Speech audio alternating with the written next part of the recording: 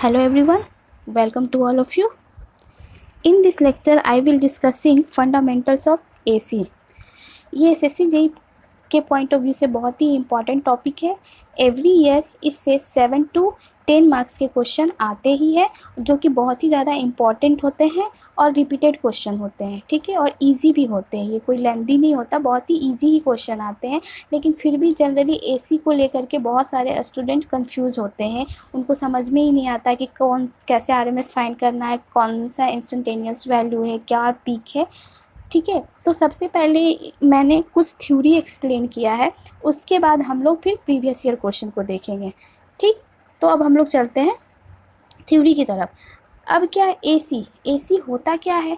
AC क्या होता है? अगर टाइम के साथ साथ एम्पलीट्यूड भी चेंज होता है तो उसको हम लोग एसी कहते हैं, ठीक।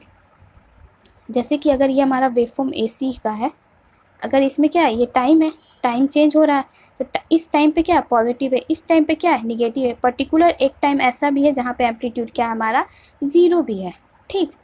अगर हम बात बोलें कि अगर वोल्टेज और करंट दोनों हमारा एसी होता है, ठीक होता है, तो वोल्टेज हमारा क्या अल्टरनेट करता है, तो वोल्टेज हमारा पोलैरिटी को अल्टरनेट करता है। अगर करंट की बात करें तो करंट हमारा क्या अल्टरनेट करता है, करंट हमारा डायरेक्शन को अल्टरनेट करता है।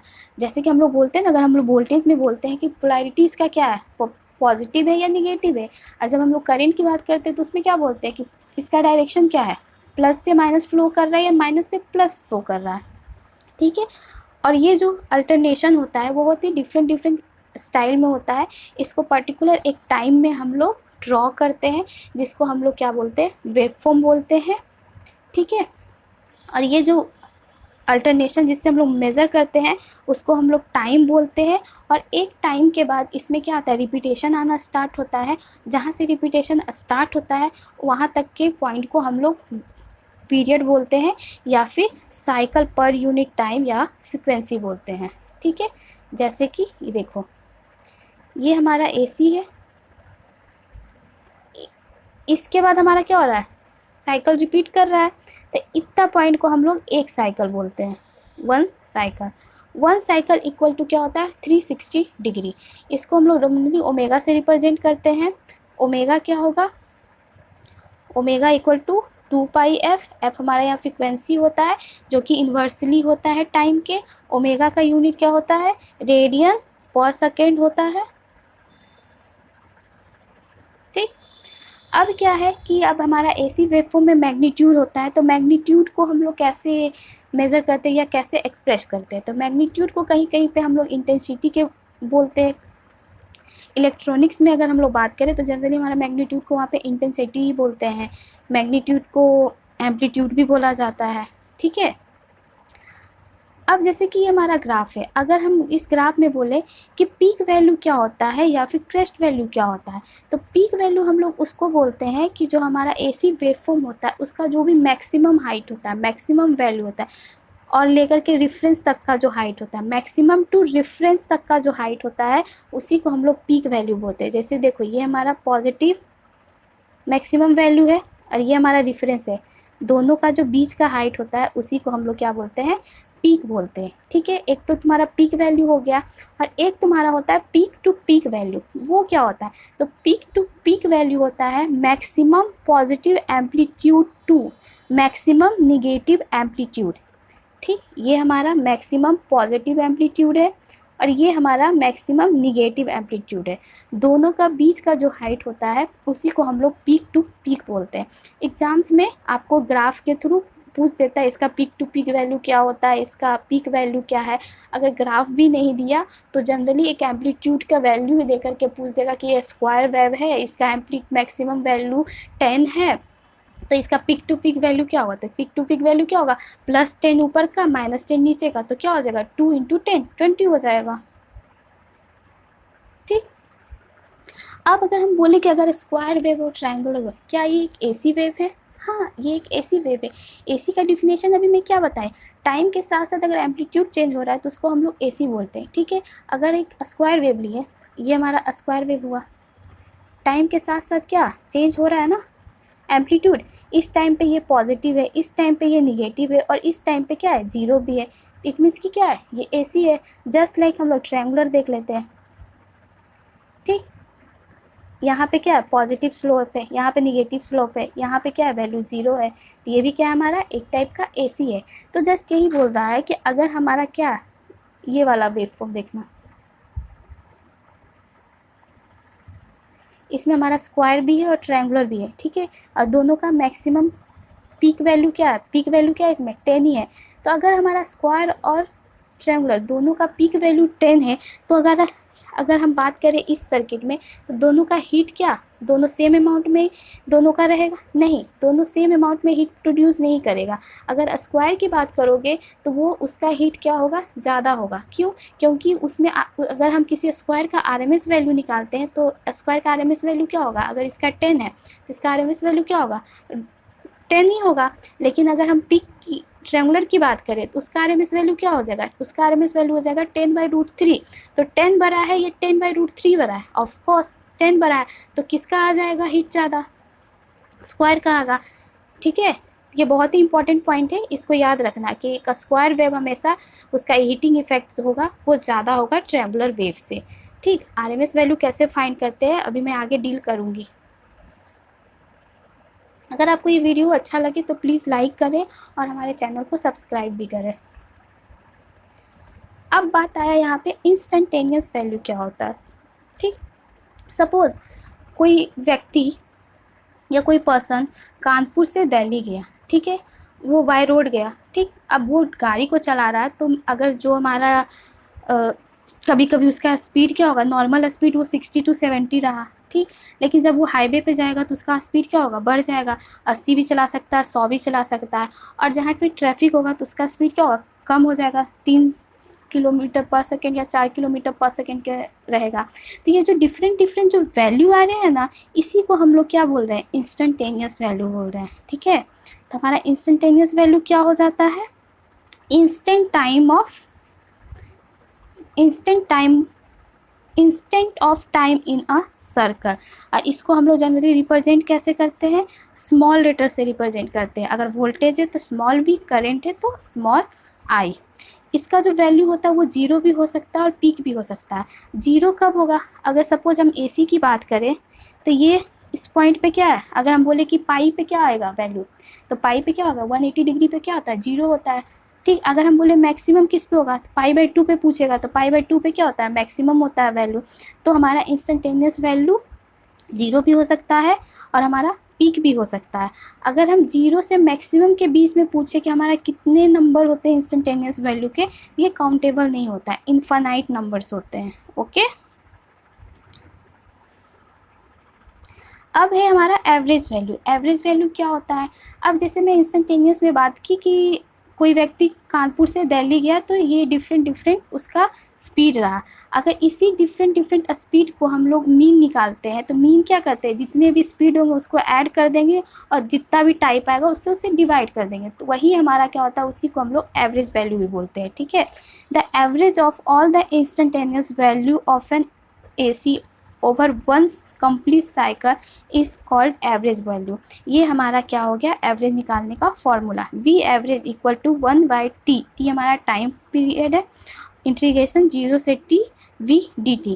ये फॉर्मूला हमारा वैलिड होता है अनसिमेट्रिकल के लिए, हमारा जो अनसिमेट्रिकल ग्राफ है उसके लिए वैलिड होता है। ठीक है, अगर हम बात करें वी एवरेज ज़ीरो किसके लिए होता है, वी एवरेज ज़ीरो होता है हमारा सिमेट्रिकल ग्राफ के लिए। सिमेट्रिकल कौन, जैसे हमारा एसी वेवफॉर्म क्या होता है, सिमेट्रिकल होता है ना, एक साइकिल के बाद उसमें रिपीटेशन होता है तो वो सिमेट्रिकल हो गया। ठीक, उसका जो हमारा एवरेज वैल्यू क्या हो जाएगा, 0 हो जाएगा।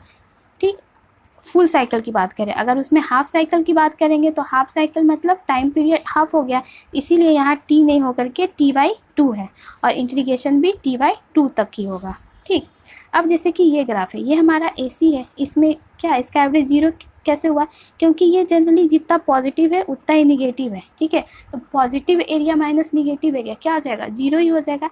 इसीलिए जो भी हम जब भी सिमेट्रिकल ग्राफ की बात करेंगे, एक फुल वेव सिमेट्रिकल ग्राफ की बात करेंगे तो उसका एवरेज क्या आता है, 0 आता है। ठीक, तो हम लोग जनरली इसको प्रैक्टिकल वे में एवरेज निकालते, तो क्या करते, उसका जो निगेटिव पॉइंट होता है हम लोग उसको पॉजिटिव में कन्वर्ट कर देते हैं और उसके बाद उसके हाफ साइकिल का हम लोग एरिया निकाल लेते हैं। हाफ साइकिल क्यों निकालते हैं, क्योंकि इसके बाद देखो ना ये वेवफॉर्म रिपीट हो रहा है ना, तो हम लोग रिपीटेशन जहाँ से स्टार्ट होगा उसके बाद का नहीं निकालना, हमको वहाँ पे हमको स्टॉप करके निकालना। तो ये अगर वो टी था, अगर सपोज ये हमारा 2 पाई था, तो इसमें अब टाइम क्या हो जाएगा, पाई हो जाएगा, इसीलिए वहाँ इंटीग्रेशन में t/2 था। ओके, अब है हमारा RMS, जिसको हम लोग रूट मीन स्क्वायर बोलते हैं। ये क्या होता है, तो RMS वैल्यू हमारा होता है हीटिंग इफेक्ट पे बेस्ड होता है, ठीक है। और जो हमारा एवरेज वैल्यू होता है वो चार्ज इफेक्ट पे बेस्ड होता है, याद रखना है इसको। एवरेज वैल्यू हमारा चार्ज इफेक्ट पे बेस्ड होता है, RMS वैल्यू हमारा हीटिंग इफेक्ट पे बेस्ड होता है, ठीक है। इसको हम लोग इफेक्टिव या वर्चुअल वैल्यू भी बोलते हैं।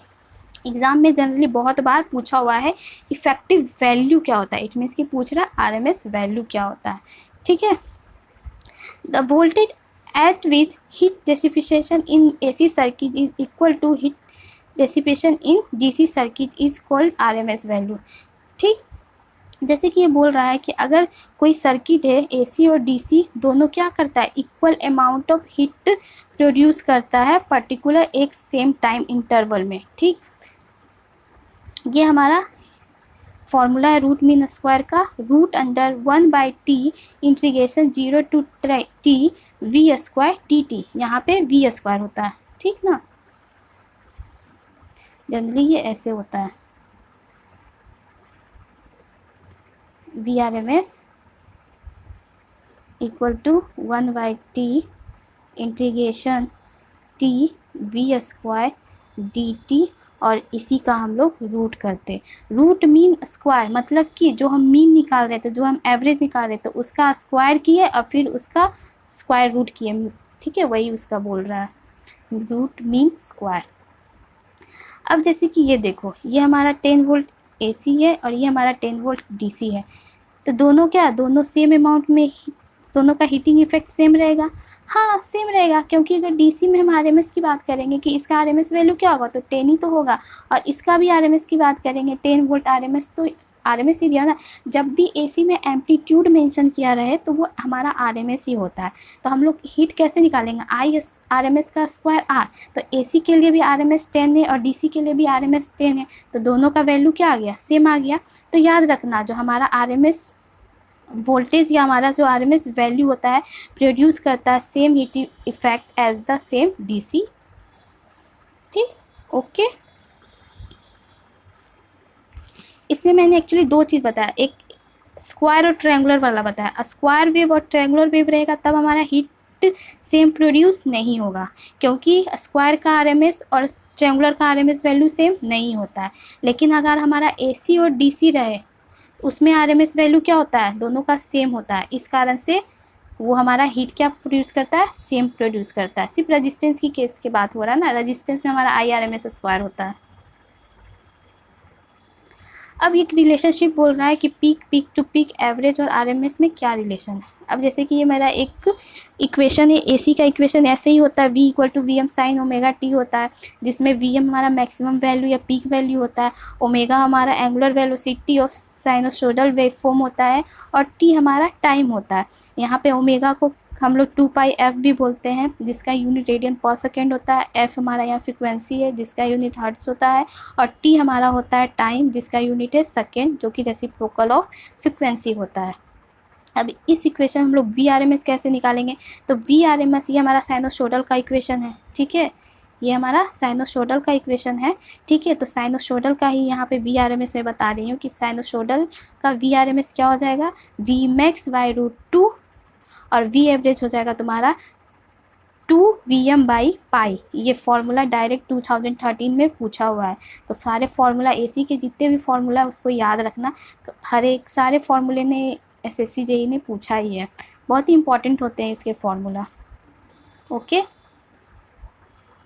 अब एक ये रिलेशन है करके, ठीक।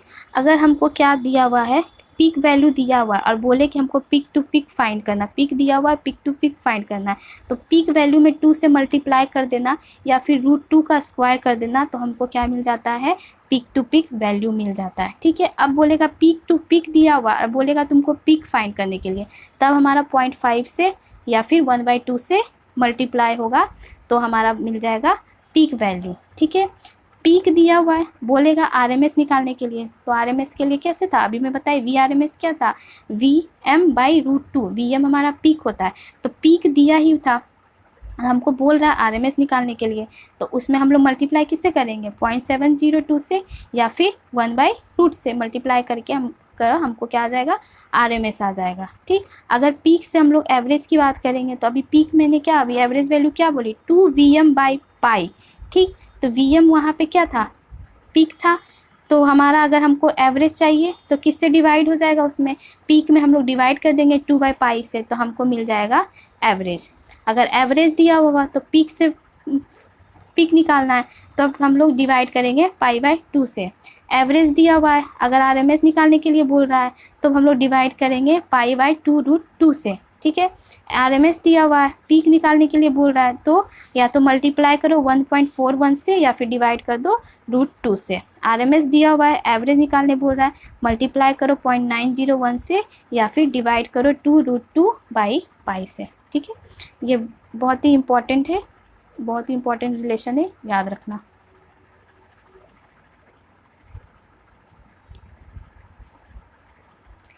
अब जैसे कि ये हमारा एसी वेव फॉर्म है, इसका आरएमएस वैल्यू क्या हो जाएगा, 0.707 पीक। अभी बताइए ना, V RMS equal to VM/√2, VM हमारा पीक होता है, ऐसी 1/√2 को हम लोग क्या लिख सकते हैं, 0.707 भी लिख सकते हैं।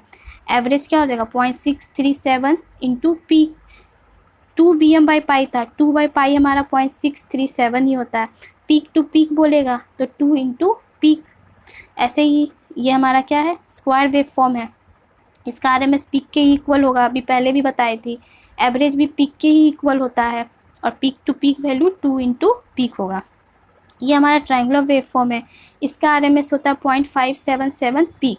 ठीक है, जो भी एम्पलीट्यूड होता है डिवाइड बाई √3 होता है हमारा ट्रायंगुलर का। ठीक है, एवरेज होता है 0.5 इंटू पीक और पीक टू पीक इसमें 2 इंटू पीक होता है, तो पीक टू पीक तीनों का सेम ही है। ओके, बहुत ही इंपॉर्टेंट है ये तीनों, कम से कम इस 3 का तो याद ही रखना, आरएमएस, एवरेज और पीक टू पीक क्या होता है, एग्जाम्स में डायरेक्टली पूछते हैं। अब एक है तुम्हारा फॉर्म फैक्टर क्या होता है और पीक फैक्टर क्या होता है। जो हमारा फॉर्म फैक्टर होता है वो VRMS/V एवरेज होता है, जो भी हमारा RMS वैल्यू होता है और एवरेज वैल्यू होता है, दोनों का क्या होता है, रेशियो होता है। फॉर्मूला डायरेक्टली 2012 और 2019 में पूछा हुआ है। ठीक, अब हमारा पीक फैक्टर क्या होता है, पीक फैक्टर होता है ratio between the ratio of maximum और RMS, VRMS/V max, V maximum by V RMS। ठीक है, फॉर्म फैक्टर क्या होगा, RMS बाई एवरेज और पीक फैक्टर होगा हमारा मैक्सिमम बाई एवरेज। ठीक, अब ये जो लाइन मैंने जितना यहाँ मेंशन किया हुआ बहुत ही इंपॉर्टेंट है, बहुत बार पूछा हुआ है SSC JEE में। ठीक है, अगर एक स्क्वायर वेव फॉर्म है उसमें अगर बोले पीक और फॉर्म फैक्टर क्या होता है, तो उसमें क्या होगा, 1, पीक फैक्टर भी 1 होगा और हमारा फॉर्म फैक्टर भी 1 होगा। क्यों, क्योंकि एक स्क्वायर वेव में क्या होता है, पीक हमारा क्या होता है, RMS के इक्वल होता है और वही हमारा एवरेज वैल्यू भी होता है। अभी जस्ट मैंने पीछे एक्सप्लेन किया था ना, स्क्वायर वेव फॉर्म में क्या था, RMS इक्वल और एवरेज क्या था, दोनों पीक के इक्वल ही था। ठीक है, बहुत इंपॉर्टेंट पॉइंट्स है। अगर अब साइनोसोइडल वेव फॉर्म की बात करें तो उसमें हमारा RMS वैल्यू क्या होगा, 0.707, अभी बताए, VM/√2। ठीक, और फॉर्म फैक्टर क्या होता है, 1.11, बहुत ही इंपॉर्टेंट है ये 1.11, बहुत बार बहुत ही एग्जाम में पूछते हैं। ठीक है, जो जनरली हमारा कैसे निकलता है, RMS बाय एवरेज, तो RMS साइन का क्या होता है 0.707 और एवरेज क्या होता है 0.637, वहाँ से ही 1.11 आता है। ठीक, ये सारे लाइन बहुत इंपॉर्टेंट है, इसको याद रखना। अगर हम लोग बात करें ट्रायंगुलर और सॉटूथ शेप वेव फॉर्म की, तो उसका RMS वैल्यू होता है 0.577, वही एम्पलीट्यूड बाई √3, ये हमारा ट्रायंगुलर या टूथ शेप जो भी वेव फॉर्म होता है दोनों के लिए हमारा आरएमएस यही होता है और इसका फॉर्म फैक्टर होता है 1.15। क्यों? क्योंकि उसका आरएमएस क्या होता है 0.577 और उसका एवरेज होता है 0.5। ठीक है, एक बार एग्ज़ाम में ऐसा दिया हुआ था डायग्राम ऐसे ऐसे करके और पूछा था कि ये कौन सा शेप है। आई थिंक ये 2017 का है। तो ये कौन सा शेप हो जाता है हमारा सॉटूथ शेप जो होता है वो ऐसा ही रहता है, ऐसे ऐसे ऐसे ऐसे करके ही रहता है। ट्रायंगुलर टाइप का ये स्ट्रक्चर होता है। ठीक, अब ये हमारा फर्स्ट क्वेश्चन था।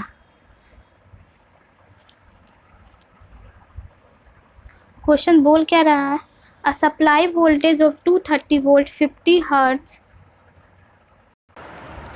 A supply voltage of 230 volt 50 hertz is fed to a residential building. Write down its equation for instantaneous value.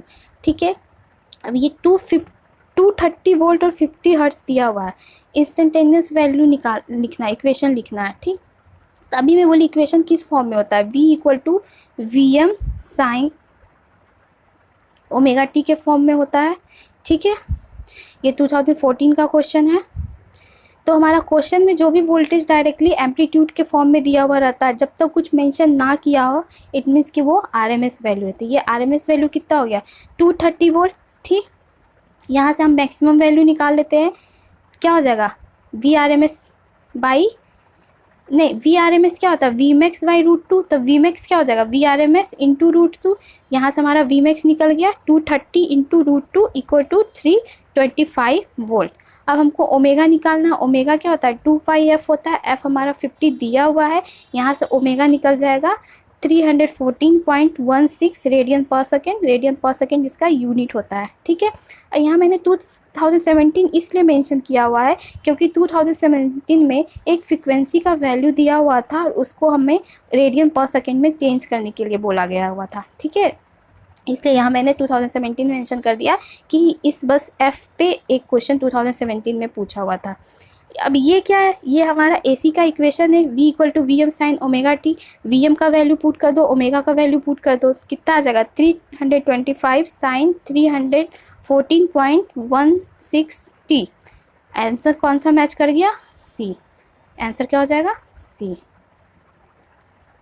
अब एक बार क्वेश्चन 16 और 17 में टाइम दिया हुआ था और फ्रीक्वेंसी निकालने के लिए पूछा हुआ था।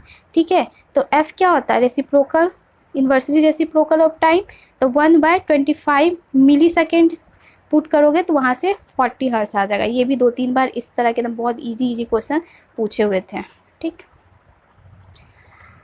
अब है फेज डिफरेंस और फेज शिफ्ट क्या होता है। जनरली फेज डिफरेंस को हम लोग फेज शिफ्ट बोलते हैं और उसको हम लोग फाई से डिनोट करते हैं। ठीक है, तो फेज डिफरेंस जो होता है उसको हम लोग डिग्री या रेडियन में डिनोट करते हैं। जैसे कि ये हमारा जो AC का इक्वेशन था, अब तक मैंने इक्वेशन में सिर्फ साइन ओमेगा टी तक बात किए थे, ये फाई मैंने ही डिनोट करती थी।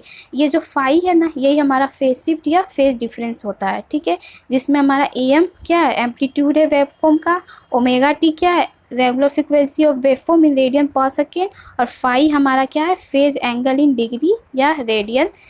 ठीक है, तो ये हमारा फाई जो कैसे निकलता है, जब हमारा वेवफॉर्म राइट और लेफ्ट में शिफ्टिंग होता है तो जितना डिग्री से वो शिफ्ट करता है वही हमारा क्या होता है फाई होता है। जैसे कि ये वेवफॉर्म देखो, ब्लू वाला वोल्टेज से है।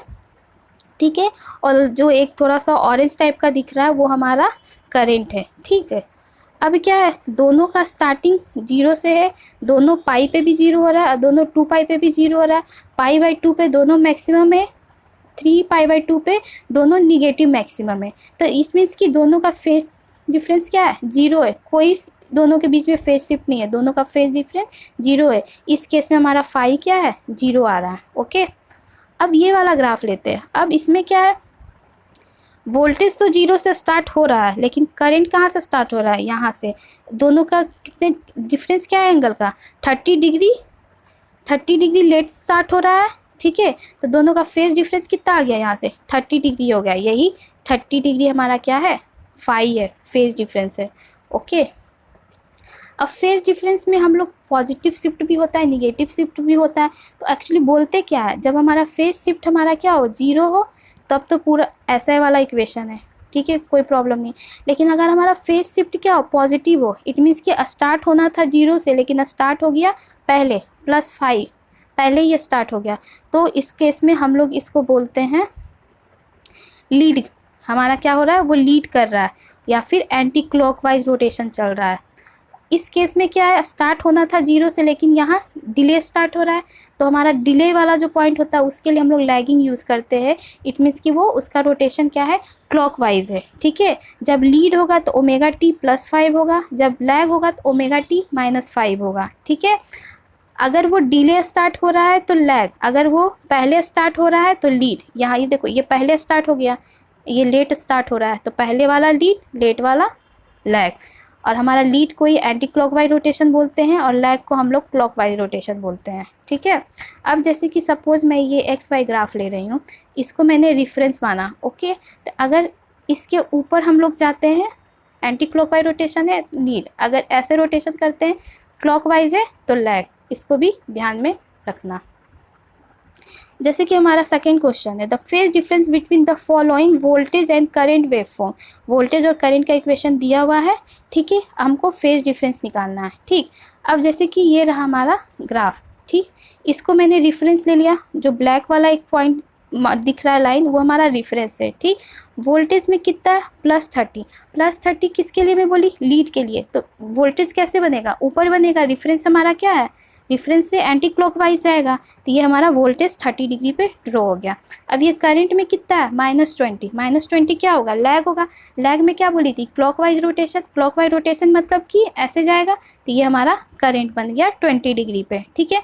अब दोनों का फेज डिफरेंस पूछ रहा है, कितना हो जाएगा, तो फेज डिफरेंस क्या होगा, यहाँ से 50 आ जाएगा, ठीक। 30 + 20, क्योंकि 30 इसका 20 इसका दोनों ऐड हो जाएगा, तो दोनों का फेज डिफरेंस क्या हो जाएगा, 50। इट मीन्स कि ऑप्शन बी, ये है तुम्हारा SSC JEE 12 का क्वेश्चन है, ओके। होप आपको समझ में आ गया होगा। और यही क्वेश्चन बहुत बार पूछा हुआ है, जैसे कि एक बार यहाँ वोल्टेज और करंट के फॉर्म में पूछा हुआ है। 2014 और 16 में सेम क्वेश्चन में E1 और E2 करके पूछा हुआ था, और वही सेम क्वेश्चन 2010 में I1 और I2 करके था। उस समय वहाँ पे 5/6 और 5/4 था, जैसे यहाँ 30 और 20 है, वहाँ पे 5/6 और 5/4 था, और दोनों का फेज डिफरेंस वहाँ पे शायद 75 आ रहा था, ठीक है। तो ये फेज डिफरेंस बहुत ही इंपॉर्टेंट है, ऐसे वाले क्वेश्चन एक एग्जाम में आते हैं। अब जैसे कि नेक्स्ट क्वेश्चन है, वोल्टेज वेवफॉर्म का इक्वेशन दिया हुआ है, Vm sin ω-t -15 डिग्री, ठीक है। अब बोल रहा है कि करंट क्या कर रहा है, लीड कर रहा है वोल्टेज से 10 डिग्री, और maximum value of current is Im। तो इक्वेशन पूछ रहा है लिखने के लिए, ठीक है। ये हमारा वोल्टेज का इक्वेशन है, और करंट क्या कर रहा है, लीड कर रहा है वोल्टेज से, लीड कर रहा है, इट मीन्स कि करंट क्या होगा, लीड करना मतलब पहले, ओके। अगर ये वोल्टेज है तो करंट लीड कर रहा है ना, तो यानी कि करंट ये, ठीक। क्लॉकवाइज रोटेशन में जो सबसे पहले आता है वो लीड करता है, ठीक। ये क्लॉकवाइज रोटेशन की है, सबसे पहले क्या आया, I, इट मीन्स कि I लीड कर रहा है। एंटी क्लॉकवाइज रोटेशन में जो सबसे पहले आता है वो लैग करता है। अगर हम इसमें एंटी क्लॉकवाइज रोटेशन में करें तो सबसे पहले क्या आया, वोल्टेज, इट मीन्स कि वोल्टेज लैग कर रहा है तो करंट लीड करेगा। अगर वैसे समझ में नहीं आ रहा तो ऐसे समझो। ये 2013 का क्वेश्चन है, ठीक है। सबसे पहले देख लेते हैं वोल्टेज में हमारा कितना है, -15 डिग्री, इट मीन्स कि -15 डिग्री वो क्या कर रहा है, लैग कर रहा है। तो ये हमारा रेफरेंस लाइन है, ठीक है। ये हमारा वोल्टेज का है, 15 डिग्री पे मैंने बना लिया, ठीक है। अब क्या बोल रहा है, करंट लीड कर रहा है वोल्टेज से 10 डिग्री पे, तो ये रहा हमारा करंट, दोनों का बीच का क्या हो जाएगा, एंगल 10 हो जाएगा, क्योंकि फेज डिफरेंस 10 ही है ना, 10 डिग्री से ही लीड कर रहा है, ठीक। तो अब वो इक्वेशन पूछ रहा है कि करंट का इक्वेशन क्या है, तो इक्वेशन हम लोग रेफरेंस देख के देखेंगे कि रेफरेंस से करंट के बीच का फेज डिफरेंस कितना है। तो अगर ओवरऑल 15 है और 10 है वोल्टेज और करंट के बीच, तो यहाँ 15 - 10 से क्या आ जाएगा, 5 आ जाएगा, ठीक। तो इक्वेशन यहाँ क्या हो जाएगा, डी मिल जाएगा ना, इसका वेवफॉर्म क्या I M sine omega T phi ही होता है ना, और -5 होगा, क्यों? क्योंकि वो लैगिंग है, रेफरेंस से नीचे ही, अभी ऊपर गया ही नहीं है, क्लॉकवाइज ही है, इसलिए -5। नहीं समझ में आया क्या? ऐसे देखो, अगर ये रेफरेंस है, वोल्टेज में कितना था, 15 डिग्री का था, करंट क्या कर रहा था, लीड कर रहा था वोल्टेज से 10 डिग्री पे, ये दोनों का कितना हो जाएगा 10, तो ये कितना बचेगा 5, तो यहाँ से करंट का इक्वेशन क्या आ जाएगा, आई एम साइन ओमेगा टी -5, 5 ही है ना। Next question, if AC voltage and current are given by the following equation is V equal to 200 sin 314t minus 60 और current equal to 50 sin 720t, then what is the phase relation between them? दोनों के बीच में phase relation क्या होगा? ठीक है, voltage और current same phase में होंगे? नहीं सेम फेज में होंगे, क्योंकि यहाँ पे -60 और यहाँ पे 0 है, अगर तो कैसे फेज डिफरेंस सेम होगा? नहीं होगा फेज डिफरेंस सेम। ये 2019 का क्वेश्चन है। Voltage lag current by 60 degree, yes, draw करो फेजर डायग्राम। ये अगर हमारा रिफरेंस हुआ, वोल्टेज है -60 डिग्री, इट मीन्स कि ये रहा 60 डिग्री पे, और करंट में कोई फेज डिफरेंस नहीं है, तो करंट सपोज कोई फेज डिफरेंस नहीं है तो रेफरेंस पे ही ड्रॉ होगा, तो दोनों का बीच का फेज डिफरेंस क्या होगा 60 ही होगा। लेकिन कौन लैग कर रहा है? वोल्टेज लैग कर रहा है। क्या बोली थी? एंटी क्लॉकवाइज रोटेशन में जो सबसे पहले जाएगा वो लैग होता है। एंटी क्लॉकवाइज गए, वोल्टेज सबसे पहले आया, वो लैग किया, इट मीन्स कि वोल्टेज लैग कर रहा है करंट से 60 degree. Option B correct answer.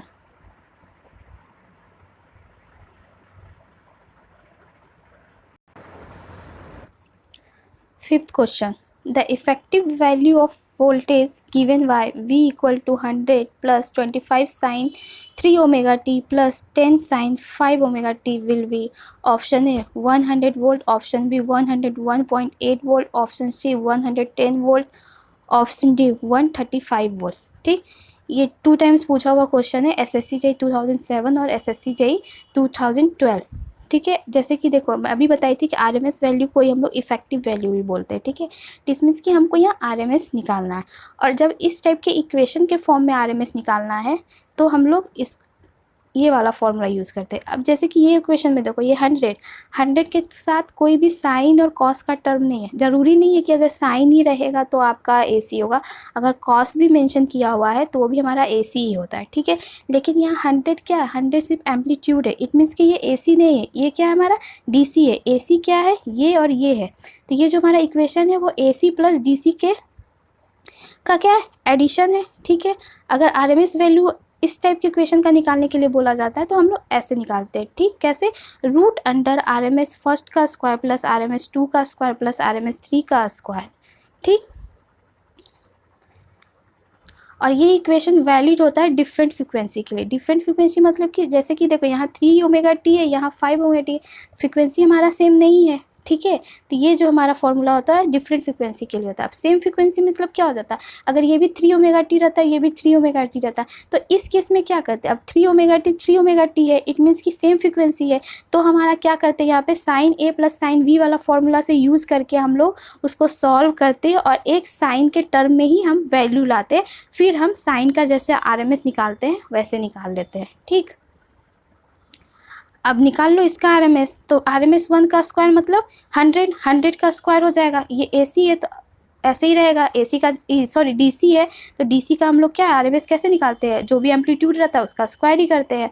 ठीक, सेकेंड क्या है 25 साइन 3 ओमेगा टी, इसका RMS कैसे निकलेगा 25/√2 का स्क्वायर। ठीक, वैसे ही 10 साइन 5 ओमेगा टी का कैसे निकलेगा 10/√2 का स्क्वायर, और सबका उसका स्क्वायर कर देंगे। जब इसको सॉल्व करोगे तो 101.8 वोल्ट आ जाएगा, जो कि हमारा क्या है ऑप्शन बी। ठीक है, अब जैसे कि 2000 एक्चुअली ये क्वेश्चन 2007 का 12 में पूछा था, इसमें सिर्फ 100 नहीं दिया हुआ था, सिर्फ ये 2 इक्वेशन दे करके पूछा था 12 में निकालने के लिए, तो उसमें सिर्फ क्या हो जाएगा 100 स्क्वायर नहीं हो करके सिर्फ इतना सोल्यूशन रहेगा। 2017 में ये ऐसे पूछा था कि इक्वेशन दे के पूछा था इसका एवरेज वैल्यू क्या होगा, तो जनरली हम जानते हैं कि ये AC है और ये AC है, AC का एवरेज वैल्यू क्या होता है, 0 होता है, तो सिर्फ एवरेज वैल्यू किसका आएगा, इसका ही आएगा। और DC का एवरेज वैल्यू क्या होता है, जो उसका एम्पलीट्यूड होता है वही उसका एवरेज वैल्यू होता है। तो यहाँ से क्या हो जाएगा आंसर, 100 ही हो जाएगा। ठीक है, ये बहुत ही इंपॉर्टेंट टॉपिक है, इस वाले क्वेश्चन को अच्छे से समझना। ठीक, okay. Next question. The RMS value of the resultant current in a wire which carry a DC current of 10 ampere and the sinusoidal alternating current of peak value 20 ampere is। अब क्या था, वहाँ equation के form में दिया हुआ था, अब लेकिन ये क्या है, ये तुम्हारा थ्योरेटिकल फॉर्म में है। क्या बोल रहा है कि एक वायर है, उसमें करंट DC करंट है 10 एम्पियर, ठीक, और उसका जो साइनोसोडल अल्टरनेटिंग करंट उसका पीक वैल्यू है 20 एम्पियर। क्या है, ये पीक वैल्यू है। ठीक, तो पीक वैल्यू दिया हुआ है, RMS निकालो। तो RMS अभी मैं बोली कैसे हो जाएगा, अगर सपोज इसको हम इक्वेशन के फॉर्म में लिखेंगे तो कैसे निकलोगे, 10 AC और ये पीक वैल्यू, इट मीन्स कि ये AC है, तो क्या हो जाएगा 20 साइन ओमेगा टी, ये हमारा इक्वेशन के फॉर्म में रहेगा। तब RMS कैसे हो जाएगा इसका, √10 का स्क्वायर बाई 20/√2 का स्क्वायर, और यही आ जाएगा जो वैल्यू, वो हमारा हो जाएगा इसका आंसर। ओके, वही इक्वेशन को मैंने ऐसे लिखा हुआ है। ठीक, और यहाँ से आ गया आंसर 17.3 एम्पियर, जो कि हमारा ऑप्शन बी है। 2016 का ये क्वेश्चन है। ठीक है, तो ये ऐसे ही RMS का क्वेश्चन भी हमारे आते हैं, आपका कंसेप्ट क्लियर होना चाहिए कि सॉल्व कैसे करते हैं। ओके,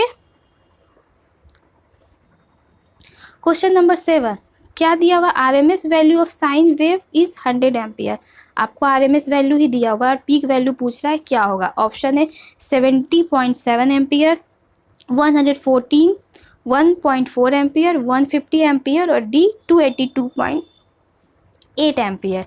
ठीक है, अभी मैं बोली कि क्या होता है RMS, क्या होता है RMS equal to peak by √2, ये RMS दिया हुआ है, ये हमारा पीक है, तो क्या हो जाएगा 100 इंटू √2, जो भी हमारा वैल्यू आएगा वो हमारा हो जाएगा आंसर। आंसर आ जाएगा आपका 141.4। ओके, ऑप्शन बी 2017 का क्वेश्चन पूछा हुआ है। ठीक, अब अगर इसी क्वेश्चन में आपसे एवरेज वैल्यू पूछे, तो एवरेज वैल्यू हम लोग जानते हैं साइन का क्या होता है, 2Vm/π होता है। ठीक है, पीक वैल्यू अगर सपोज, ये क्वेश्चन एक्चुअली पूछा हुआ है कौन से ईयर, 2017 में ही पूछा गया। एक्चुअली 17 में इसके 12 शिफ्ट में पेपर हुए थे, तो ये सारे शिफ्ट में ऐसे 1-2 क्वेश्चन थे ही, कभी पीक वैल्यू पूछ रहा है, कभी RMS वैल्यू पूछ रहा है, कभी एवरेज वैल्यू पूछ रहा है। ठीक है, तो अगर सपोज क्वेश्चन था 2017 में ये कि आपको पीक वैल्यू वहाँ मेंशन किया हुआ था 120 और आपको एवरेज वैल्यू फाइंड करने के लिए बोला हुआ था, तो एवरेज क्या होता है 2Vm/π, तो Vm आपका पीक वैल्यू दिया हुआ है 120, जब उसको सॉल्व कर लोगे तो आ जाएगा आपको 76.44। ठीक, अब एक बार जैसे कि यही क्वेश्चन में कि नहीं, एक बार दिया हुआ था कि एवरेज वैल्यू 100 वोल्ट दिया हुआ है और पीक टू पीक पूछा हुआ था। ठीक, तो पीक पहले निकाल लो, क्या हो जाएगा एवरेज इंटू पाई, ये भी 17 का ही क्वेश्चन है, तो यहाँ से आपका आ जाएगा 313.97।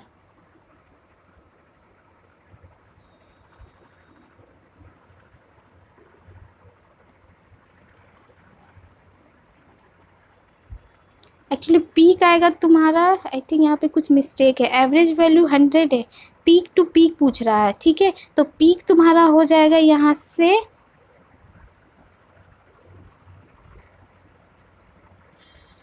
पीक हो जाएगा यहाँ से π/2 एवरेज, π/2 एवरेज, तो ये हो जाएगा पाई इंटू 100/2 50 और पीक टू पीक आ जाएगा फिर 100। हाँ सही है, सही है, मैं तो थोड़ा कैलकुलेशन नहीं की हूँ बट आंसर सही है, इसका तो आंसर भी आ गया था। एक्चुअली वो पूछ ये रहा था कि 100 आपका दिया हुआ है, अगर यहाँ से पीक वैल्यू निकालोगे तो पीक वैल्यू क्या हो जाएगा आपका एवरेज वैल्यू क्या होता है 2 Vm/π, तो पी क्या हो जाएगा π/2 Vm। Vm क्या है 100 दिया हुआ है, अगर पीक टू पीक करोगे तो क्या हो जाएगा 2 इंटू पीक, ये 2 कैंसिल हो जाएगा, बचेगा सिर्फ क्या Vm इंटू पाई ही बचेगा ना। तो Vm 100 और पाई 3.14, तो मल्टीप्लाई करके वही अप्रोक्स 314 आंसर आपका आ रहा है। Question number 8, determine the instantaneous value of alternating current which is represented by it equal to 10 sin 25t minus 15 ampere if the value of t is 3। Option A 9.36, B 7.87, C 8.66, D 4.42। ये भी 2017 का ही question है। ठीक, अभी मैं बोली थी कि इंस्टेंटेनियस वैल्यू क्या होता है। ठीक, पर्टिकुलर किसी भी टाइम पे अगर हमको कोई वैल्यू फाइंड करना है वो हमारा इंस्टेंटेनियस वैल्यू होगा। ठीक, अब ये बोल रहा है कि t इक्वल टू 3 पे क्या होगा, तो हम ये जो हमारा इक्वेशन दिया हुआ है हम इसमें t इक्वल टू 3 पुट कर देते हैं। हमने 3 पुट कर दिया और सॉल्व कर लिया, कितना आ गया 8.66, ऑप्शन सी हमारा आंसर हो गया।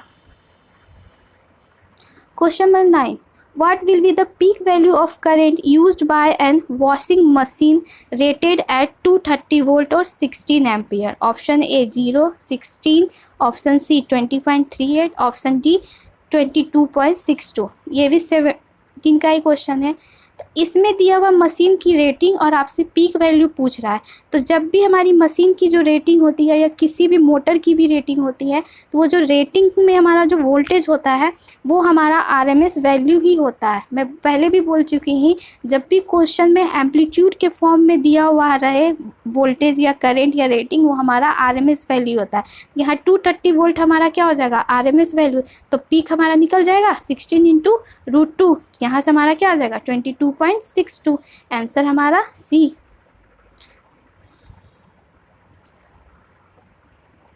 अच्छा, इसमें कुछ देख लेना, 16.√2 1.14, आई थिंक सी ही आएगा। यहाँ मैंने ये मेंशन कर दिया, ये 20.38 होगा ये।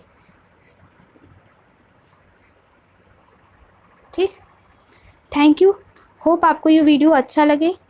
ठीक, बहुत ही इम्पॉर्टेंट टॉपिक है, प्लीज़ पूरा वीडियो देखिएगा। Thank you.